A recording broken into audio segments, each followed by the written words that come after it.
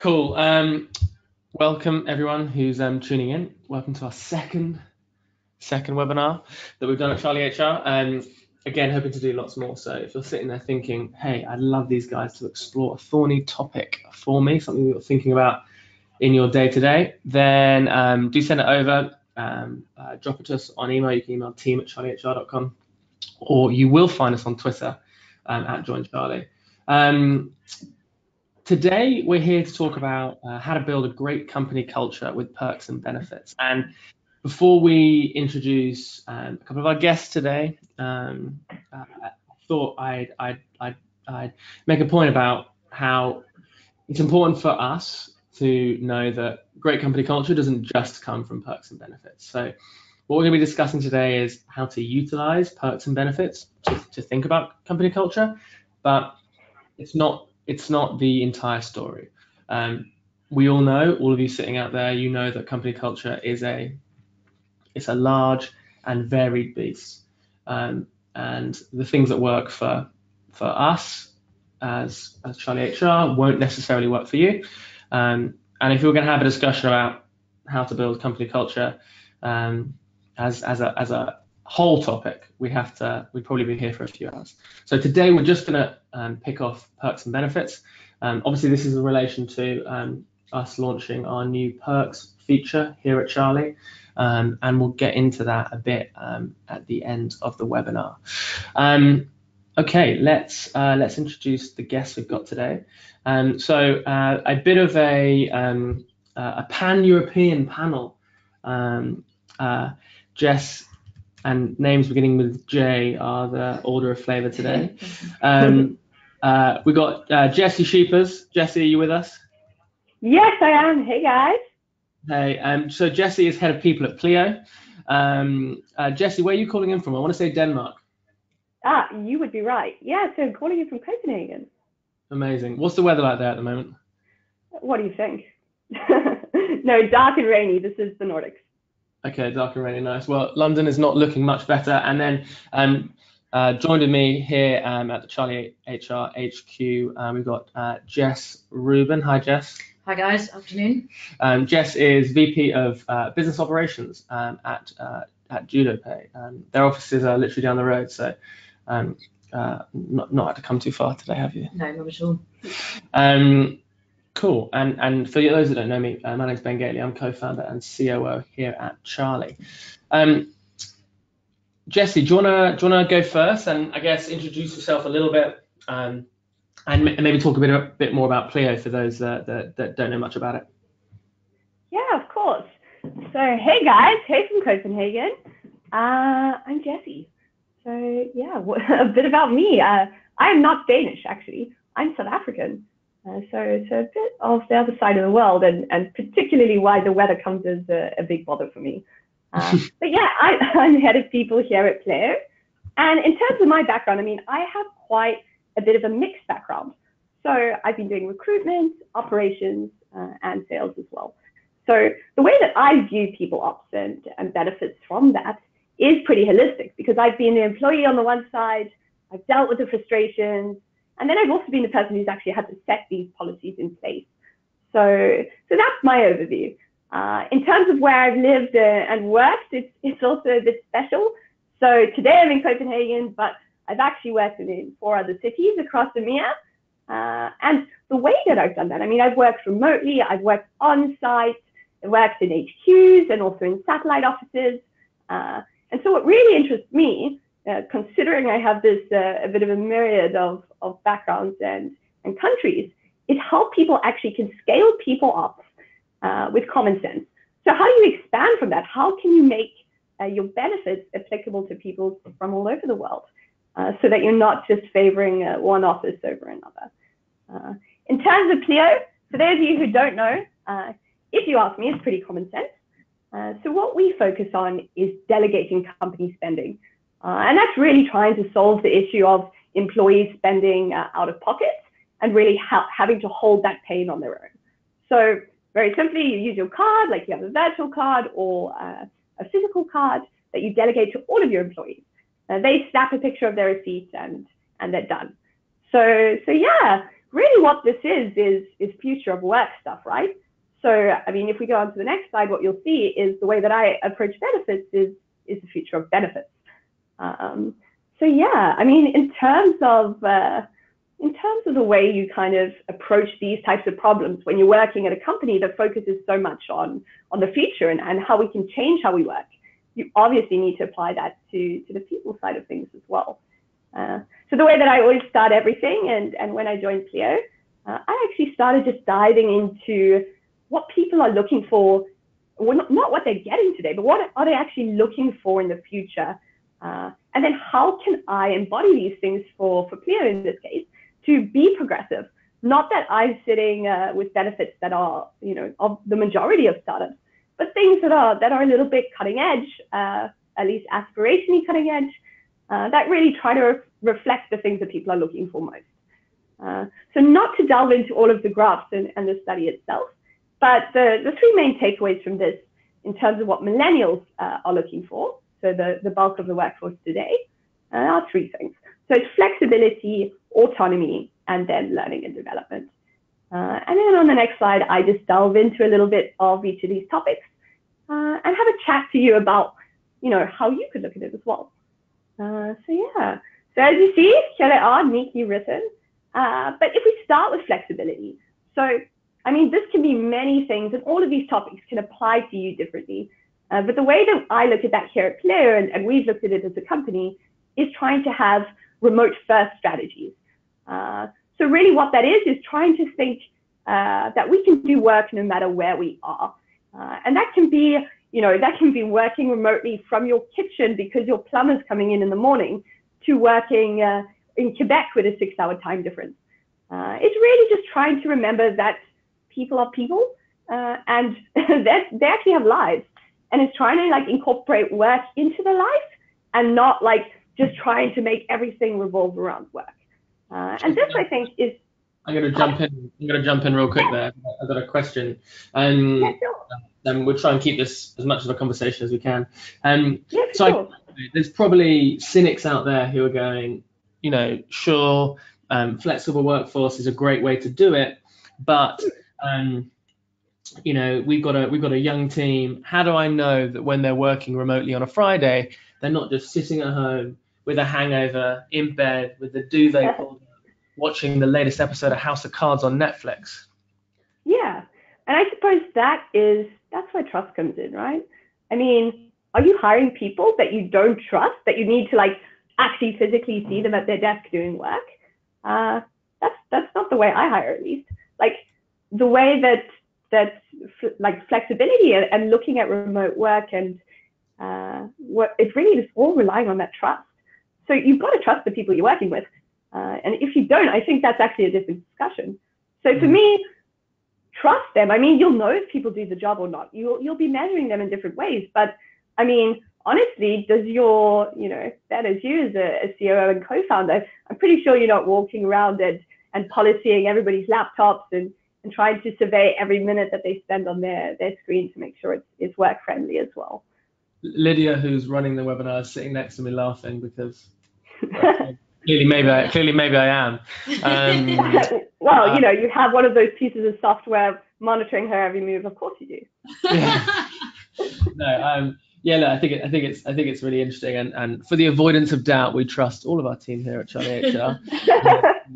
Yeah, I wasn't trying to shed doubt. We're lovely CharlieHR clients as well. Just yeah, no, it's good. So, tell us about the next point. Tell us about autonomy. Yeah, so this is kind of the nature of Pleo, right? And what's really interesting about it is people can hit roadblocks if you don't give them autonomy. And this is also what people are really looking for. And I think the really interesting thing is when you're trying to attract people, but also when you're trying to keep people, often you just end up losing them because they just build up all these different frustrations. So for me, this is obvious. If you look at the contract on the left, it's just crazy if you ask me. So I was busy actually last week setting up our UK employment contracts because, guys, we just got an office in the UK. Yes, thank you. And what I was looking at, it was like, oh my gosh. So clause 8 over there was an expensing clause. And it was like, listen, the company will reimburse the employee needs to pay, they need to provide a receipt, they need to do this, otherwise the company is not reimbursing. I was kind of like, really? It's 2018 and we're still doing this?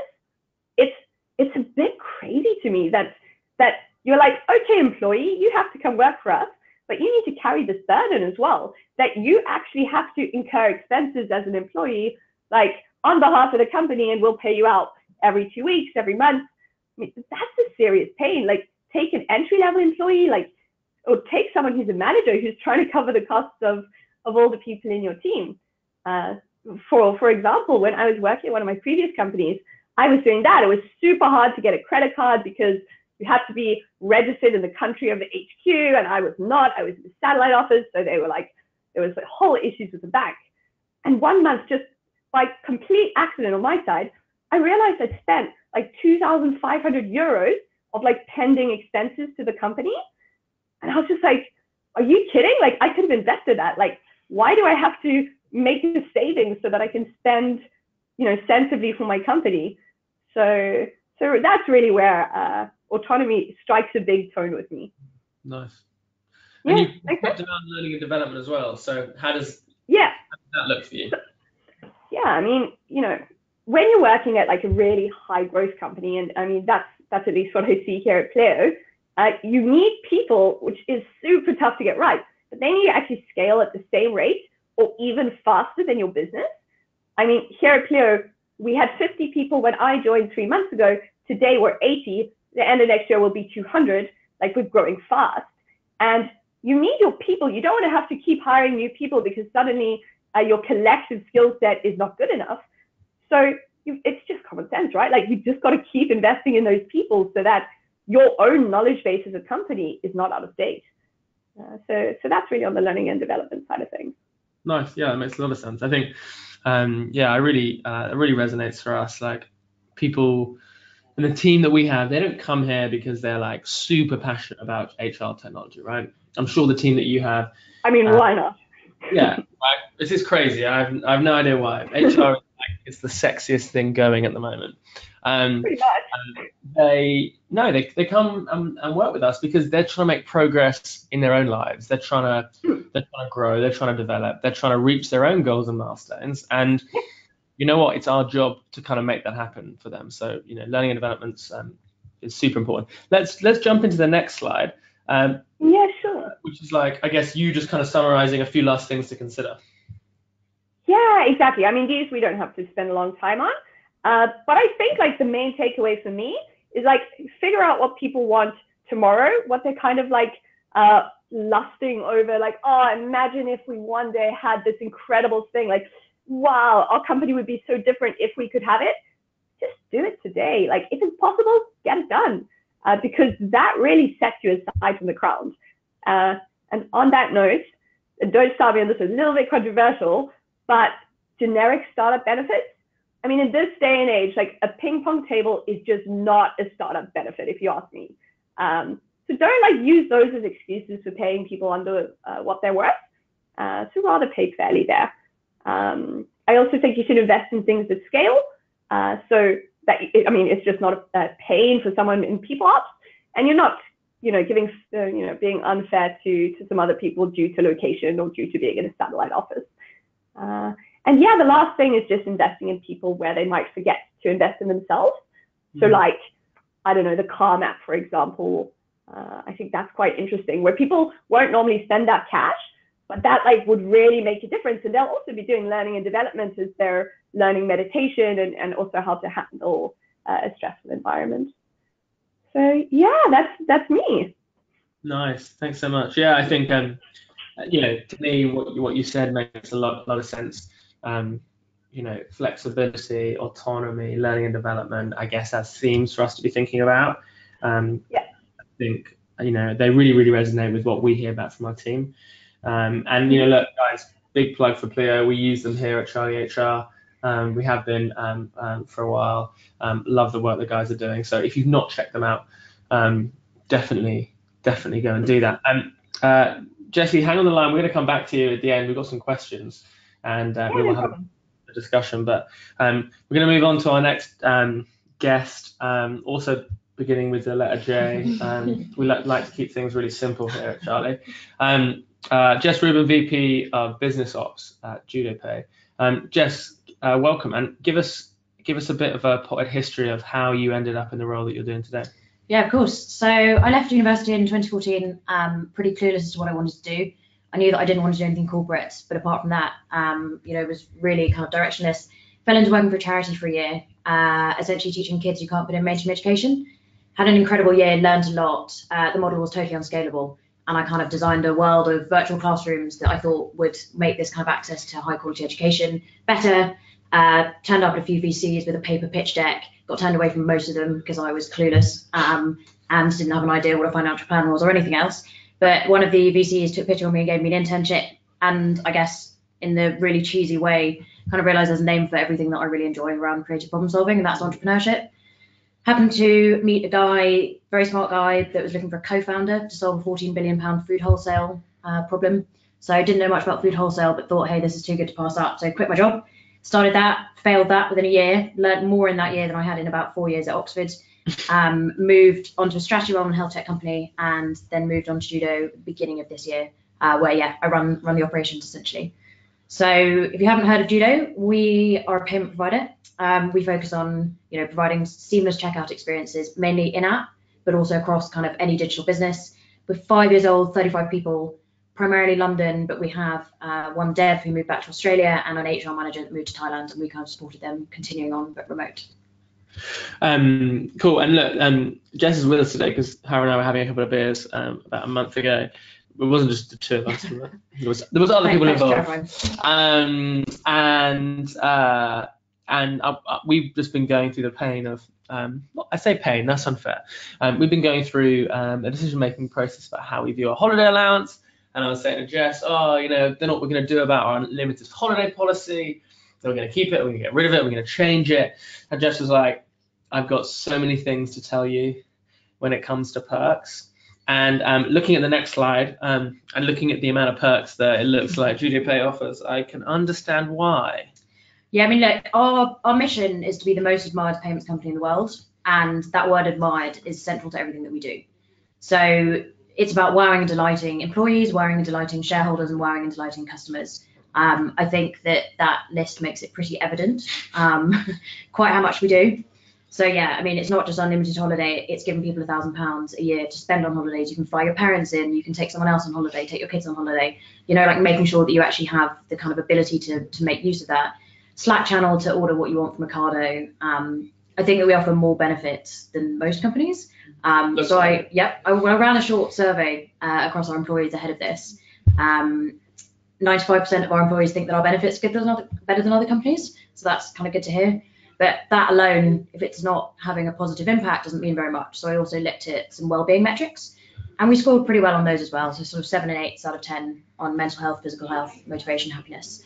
But there was one aspect of the qualitative feedback that I thought was really interesting, and it touches on what you mentioned at the beginning, Ben, which is almost unanimously the positive feedback talks to the impact of benefits on creating great culture.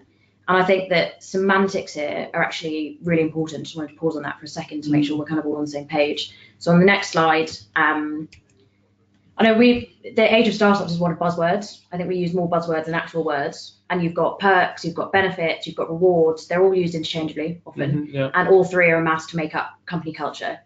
So I've outlined kind of what I think the key distinctions are between benefits, between perks, and between rewards. So just the benefits are often something it's compensation but not salary based, like health insurance, whereas perks are much more the nice to have add-ons, right? And rewards are based on meeting or exceeding goals or targets. They're not mutually exclusive, and they're not necessarily right, those definitions, but I think it's a useful framework to look at. Do you think, sorry, I'm cutting you off, That's I right. apologise, you said not to do that and I've done it. I fully expected this, so. And do you think if you did less than what you currently do, some of your team would be like, cool, we're not going to work here anymore? Or do you think is this the cherry on top, or is this the cake? I mean, that's a really crap analogy. Sorry, Tony. Sorry, I've got some good analogies in later on. Good. And I was going to come on to that, but I'll jump ahead. I think that it's the cherry on top, right? And I think that one of the points I'm going to talk about is the use of perks to attract talent, right? And certain perks attract certain types of people that end up being certain like-minded types of people that end up creating a culture around that, right? And yes, I think that there would be kickback if we remove some of them, but at the same time, everything's a trade-off, right? In startups, it's like, if you don't have this, what else do you have? And where it's a conversation, if we didn't have this, but we could have an extra developer, and we could move the product faster and everyone would work, be able to have kind of more focus. Do you not think that's better? And I think there's a rational conversation that. So I think it's the cherry on top, but it's also a bit of a chicken and egg, right? Yeah. And do you ever find yourself in situations where you are maybe discussing this with CEO or other leaders in the business, maybe at board level, right, where they're looking at budget lines and X amount of money is going into allowing everyone £1,000 so they can travel or whatever. A bunch of our team interestingly saw that perk and were like, we would quite like it. Yeah. We're not going to do it. Can't afford it. Sorry, guys. Do you ever get challenged on, should we be spending this much money? Should we spend it differently? Who's the flag bearer for the perks, benefits, and rewards that you guys offer? Everything's a conversation, right? So I don't think we have one flag bearer. It's as a leadership team, we're discussing this, and we're always engaging with the team as well on what they think and what they want, right? So it's not like there's one lone flag bearer, and I think that probably attests to the culture as well, right? We want our people to be the happiest people. We want our people to be proud of where they work, and we want them to feel motivated as well, right? But everything, there's a cost to everything, right? And there's always got to be a kind of business case for it as well. And we said we want people to be happy, and I guess unhappiness doesn't necessarily mean that people leave. No. But in exit interviews or when people leave the company, because I assume people leave the company from time to time, is there feedback that you get that's interesting that relates to this? Yeah, I think again it's something I'll come on to a little bit later, but around whether perks really work to retain, and I think that can't be everything that you're doing to retain people, right? Yeah. So when people are spending a lot of time firefighting, perks are not a plaster that you can just put on top and say, hey guys, I know that you've been firefighting for the last 3 months, but look, you get a massage today. Like, that doesn't work to retain people. So it's something I'd like to dive into in a little bit more detail. Do you want to dive into that now? In a second. I think it's just a couple of points I want to make around the culture point, which is that any decent company is going to care for its employees. It's going to want to attract the best talent, and it's going to want to keep that talent. But every exceptional company has a culture that's based on a lot more than that. Read what Ben Horowitz has to say on it. He's fascinating. Look at the Zenefits case study, right? They raised 600 million. They were valued at 4.5 billion, and they had shots whenever they hit milestones, right? Great culture. So the more milestones you hit, the better the growth, but the drunker your team. It's a fairly famous email, which I'd encourage you to read in full, to the whole company, which said, do not use the stairwell to smoke, drink, eat, or have sex. So when you're hiring, when you're interviewing, make sure there's more to the culture than Friday beers, and hire for people who want that as well, but not only that. So yeah, I think I've touched on it, but you need to, as a company, take the time to reflect on why you want to roll out the perks. Nice. And I think that there are four key buckets, which we touched on, but attracting talent, retaining talent, and then the subsets around motivation and promoting well-being. So as we said, yes, they do work to attract talent. It's getting more and more competitive. Everyone wants to work for the best company ever. It's about the tangible benefit, but also the intangible sense that you're working at a company where, it's a progressive company, it's era shaping, people are everything, etc. But the company, you have to know your pond, to an analogy. Okay. Know which pond you're in, compete against your pond and not against the lake next door. We can't put a sauna in the office, transfer-wise can. Yeah. So, sorry guys, but not yet. Screw you, transfer-wise. You said that, not me. Yeah. I take full responsibility for that comment. And I think that it's a really important point that perks are not plasters. If you haven't sorted out your strategy, if your people came to innovate and change the future and they're just firefighting, if you don't offer career progression, perks don't matter anymore. And the same about motivation. Don't try and get an unfair amount out of your employees by giving them more. Perks are not leverage. And there's a total consumer mentality. Give your people a nice, shiny new benefit, and a month later, they want a bigger, faster, shinier benefit, right? Mm-hmm. So you look at that list, you think it's amazing, but 60% of our team said in that survey they'd like more perks and suggested one or more. Yeah. So, take a moment to reflect on that. And if it's promoting well-being, some perks tangibly do that: yoga, mindfulness, gym memberships. Some do it indirectly, so encouraging breaks or team activities. Some are arguably completely the opposite, i.e. booze, but it's fun. So just make sure there's a balance, right? So there's a fair few words of warning. Without your people, you have nothing. Your product might be your main thing, but you need the people to build your product. So you want healthy, happy people. You should have perks, and they're actually quite exciting. but it's also a minefield. So I've again used another analogy, which I'd be happy to hear. Good. Is it better than the pond analogy? I don't know. I'll let you be the judge of that. Okay, I shall judge you on your analogies. I think there's 2 more, so don't, Okay, great. Right. I'm literally on the edge of my seat. So we talk a lot about product iteration, right? And I think use your product principles. So know your market. Don't spend hours racking your brain. Everyone's talking about it. Ben, you asked a question about, there's a team activity question on the COO Stories group you're part of that you started. 13 companies replied. I thought particular shout out to Innocent. They did duck herding with sheepdogs, and that's brilliant. Use the internet, right? I didn't know TransferWise had a sauna until I was doing some research. So that's the first one. Know your market. Know your customer. So ask your people. Everyone's different. You need to remember that in case of their needs. We use Office Vibe for surveys. So we asked, would they be interested in meditation? 68% of people wanted meditation. We said, do you want wage stream? So instant access to your fund, to your salaries, kind of accrued over the day, week, month. Only 27% of people wanted it. And the feedback was like, I can't control my finances. I can't save money if I can get it every day. It's like, all right, grow up, but also fine. Take a data-driven approach, discuss it at leadership level. What's the business case? What's the cost per employee? What's the perceived improvement benefit? What could you get if you didn't roll this out, i.e. would it be another developer? And discuss what success looks like and have a metric attached to it. So is it employee engagement? Are you measuring stress? What are you trying to solve here? What are you trying to improve? And the final point is iterate.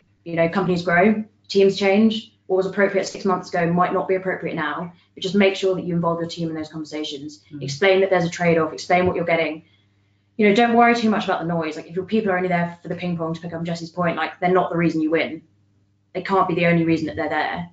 And I think a final point is that just like with product features, it's a lot harder to roll them back than it is to roll them out. So really think about it. Yeah, I share an analogy on that if I can. Of course, yeah, I'd love you to. I love an analogy. It's not an analogy. I'm using the wrong words. My English is horrendous. Should have gone to a better school. It's a story. I often say this to people. So when we first started, our first business, 7-8 years ago, this is before the world of CharlieHR that we're in now. We had an office. We had like 4 people, and we were like, it's Friday. We'll get some beers in, right? So we get to Friday, and someone in the team would be like, oh, who wants a beer? And they'd like pop across to the off license. We were on Brick Lane at the time. Small, dank. Cold. It wasn't cold. It was hot. It was like a greenhouse little office. And we pop across the road. Someone would go and buy a couple of like cans of Red Stripe. Fast forward 8 years, and if you ever have the opportunity to join us on a Friday for like our end of week drinks that we call wrap up, you will often hear people be like, oh, there's no Prosecco, or there's not that particular type of craft beer that I like, or why is there no New Zealand Chardonnay, or we had espresso martinis last week, why have we not got them this week? And it really speaks to your point, which is that people's expectations change over time, and they come to expect those things. And so it might start as a perk, as a reward, or as a benefit, but it becomes an expectation. Exactly. Yeah, I think, just to wrap that up, I love my job. Like I've never been happier showing up to work every day. It's hard work, but I love, picking up on, again, some of Jessie's themes, the trust shown in me, the autonomy, ability to work from home, work remotely, to do fitness sessions at work. I'm sure that part of the reason I love working with the people that I work with is that we are like-minded and that the company culture attracted them. But, it's, being trusted, empowered, given responsibility. That's awesome. And I think that's more why I enjoy it than purely the perks. I think back to 2 years ago when I was a founder, I was living with my parents. I didn't have to take a salary for a year, worked evening and weekends to make money. I mean, we didn't have an office for most of it, let alone perks. And I loved my job. Like the perks was the opportunity. It was the future reward, kind of building a company that might be massive, but there was no way guaranteed and it didn't come true. So, perks are not the be all and end all of a happy employee. There's a lot more to it. And so I think, maybe one more analogy if you'll let me, but it feels a bit like kids, your employees are a bit like kids, and you kind of want to set them up for success and give them a good life, maybe send them to good schools, they can speak good English then. But you want to instill your values in them, and it doesn't hurt to remind them how lucky they are, but beware of spoiling them.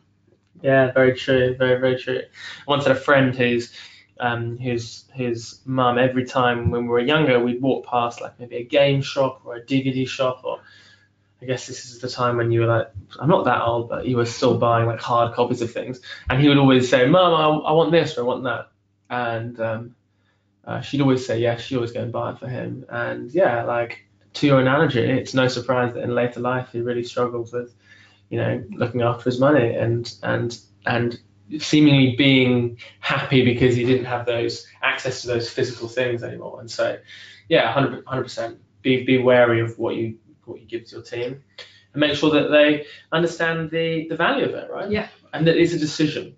And it's not a right, it's not an expectation. Absolutely. And I think have that conversation. And actually something that's worked really well for us with some of these areas is changing stuff. So if you always get free lunch on a Wednesday, people will always expect to get free lunch on a Wednesday. And as soon as they don't have free lunch on a Wednesday, there can be frustration. There can be, why aren't I getting this? Whereas if you mix it up, if you change things around, if you try different things, keep it really varied, if you are going to do some of these cherry on top experiences that we've talked about, then yeah, mixing it up a bit more and having a bit more of a free-flowing approach has worked. And actually, there's been times where we've said to our office manager, Rosie, who works here with us, we said, this is the budget you've got for the month. Go and play with it. Go and have fun. Go and surprise and delight people when it makes sense, rather than, okay, we're going to do this every week or this every month, and keeping it kind of monotonous and removing some of that kind of the predictability out of it, I think can be helpful. Yeah, definitely. I think a good question to ask yourself is, how do your people behave when management isn't around? And I think that gets more to the heart of culture. It's not what are you giving them every week. It's what are those kind of intrinsic behaviors that people demonstrate. So yeah, maybe reflect on that. If management isn't in tomorrow, see what time the beers come out. Yeah, the red stripes. I think 4 o'clock for a beer on a Friday that to me feels like the appropriate time, but sometimes people call me out for it. Those that know me, I'm not a big drinker, so it's all good. So I'm going to wrap us up, and then we're going to do a couple of questions. So I guess one of the reasons why we brought together this topic is because we've just released our new perks feature. And I guess I wanted to talk, before we kind of dive into that, talk a little bit about, I guess, how we view perks at Charlie. And I think I really concur with everything that both Jessie and Jess have said. The phrase that's really ringing out to me right now is, it's don't treat it like a plaster. It's not a quick fix. Don't use it as a quick fix. There are more important underlying things here that we need to address. Flexibility, autonomy, learning and development, they're the real value add that can drive towards a quality culture, a trusting culture. And I think a lot of that stuff is really important. We do offer perks at Charlie, and we do that through the platform that we built within the product. And I guess the way that I see those elements, maybe some might call more frivolous benefits, is that they're there to help employees make progress in their lives. I think that we're trying to enable our team. We're trying to help our team do the best work that they can do. So anything that we can offer to them that falls within that, I think is really, really important. And a lot of the things that we offer, or people might look at us and see as a perk externally, for example, like our away weekends, I don't actually see as a perk. I actually see them as being really core aspects of how we run our organization. So, we take the team away. We're a small team still. We're 20 people. We take the team away every 2 weeks. Every 2 weeks? What am I talking about, God? Wow. It would be absolutely broke if we did that. Yeah, I wish. 6 months. Let's try that. Take the team away every 6 months for an away weekend, and we don't do any content. We don't focus on any specific content. Those away weekends are just about building trust and relationships within the team. People joining the company might see that as a perk. I don't see it as a perk. I see it as a fundamental aspect of how we're able to run our business and achieve the things we want to achieve. And so when we were considering building perks as a feature within the product, within Charlie, we had some decisions to make. And I guess, one of those decisions was who were we going to partner with. And we ended up partnering with a company called NextJump. And I guess one of the reasons we did that is we saw an opportunity, which is that NextJump as a business, as a provider, typically don't offer their platform to small businesses. And for all of you out there that use Charlie and are Charlie customers, you know that that is our bread and butter. And what we are really passionate about is small businesses, helping small businesses make progress, helping small businesses run, build, change the world is something that we talk about a lot. And for that to happen, we want to sometimes look at how we can bring some of that enterprise level access and opportunities down to the small businesses who maybe wouldn't have had access to it previously. And NextJump has really allowed us to do that. So, NextJump are working with the likes of Facebook and Microsoft and some of those really, really big organizations. And they're able to offer amazing perks, amazing benefits, to those companies and to those workforces. What we've been able to do is say, look, we're going to partner with them. We want you to treat Charlie as one enterprise customer. And we want to be able to then offer the same great perks and benefits that you're offering to people that are working at these huge corporates and these really world-renowned companies, with big names, but be able to offer them to small businesses everywhere. And so that's why we chose to work with NextJump. So I think we're going to do a bit of a demo of the product, just so you guys get a quick view of kind of what we built. Super simple.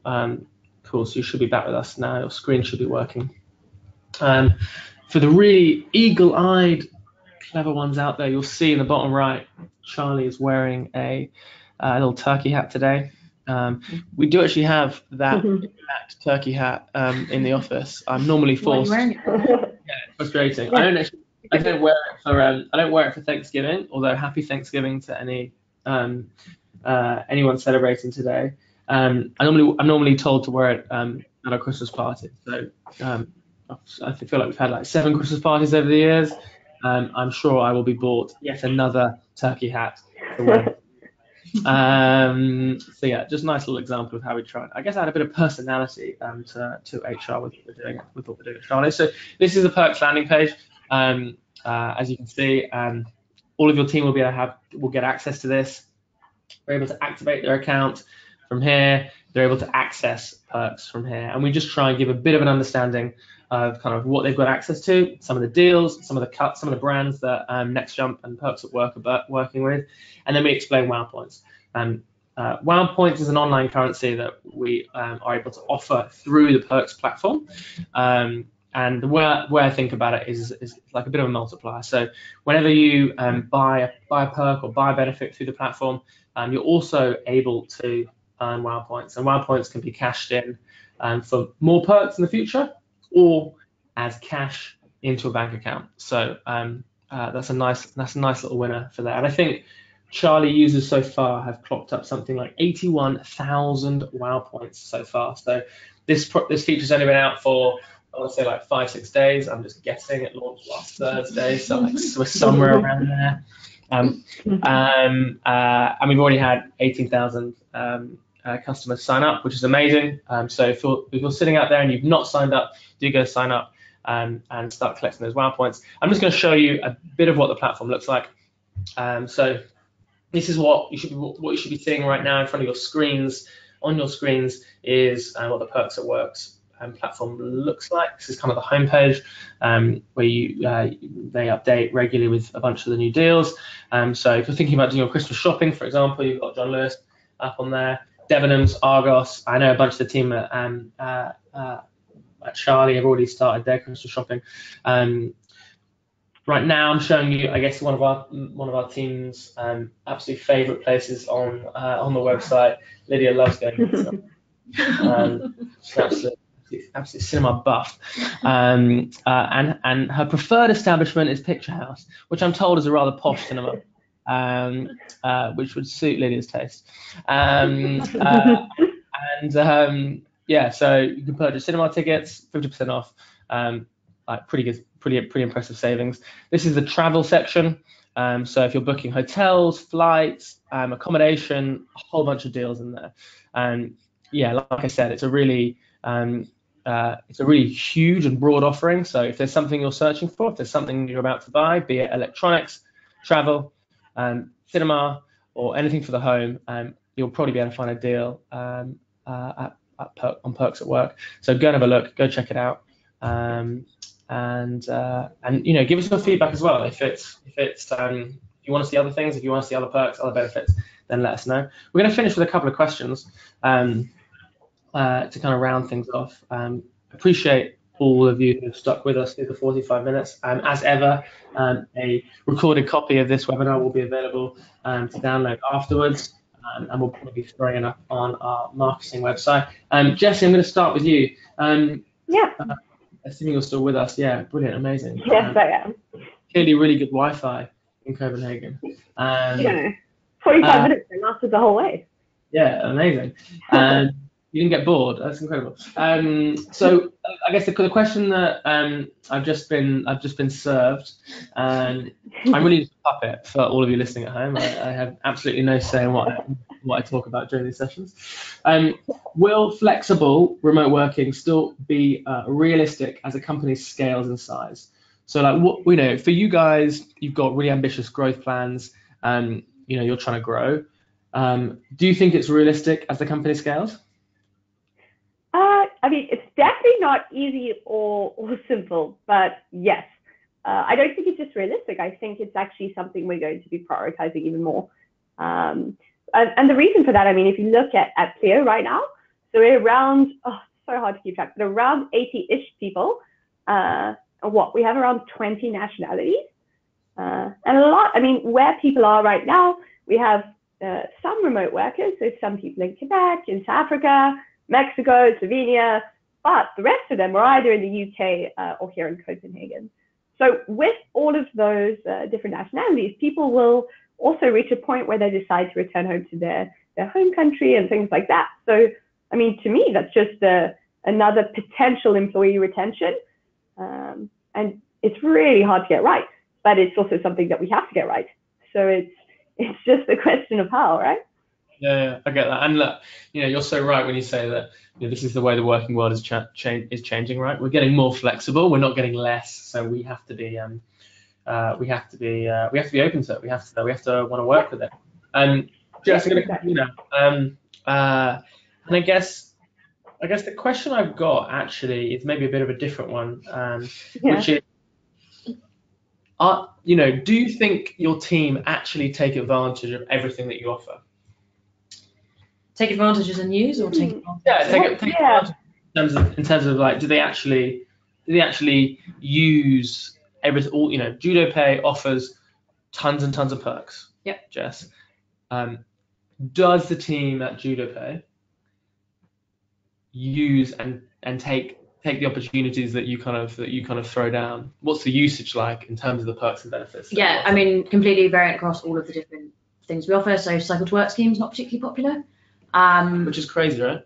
Yeah, for people like us. Copenhagen. Yeah, lots of bikes in Copenhagen, right? Yeah.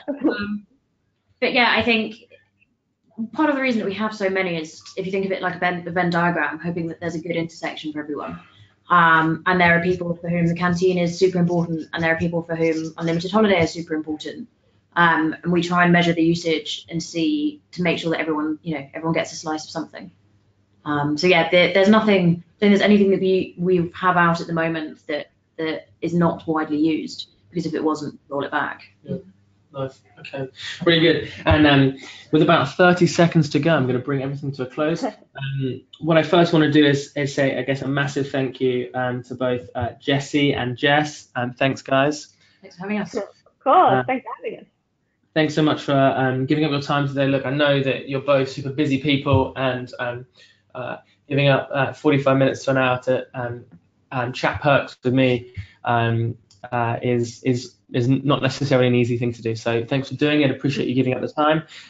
To everyone that's tuned in, thank you also for joining us. Thanks for bearing with us. I hope you got some valuable insight from what we've talked about today. If you've got any questions about Charlie the product, about our new perks feature, or about anything else that we discussed today, you can always email us at team@charliehr.com. And then a few other shout outs. So we've recently launched our new blog. It's called The Workspace. Please go and check it out, www.charliehr.com/blog.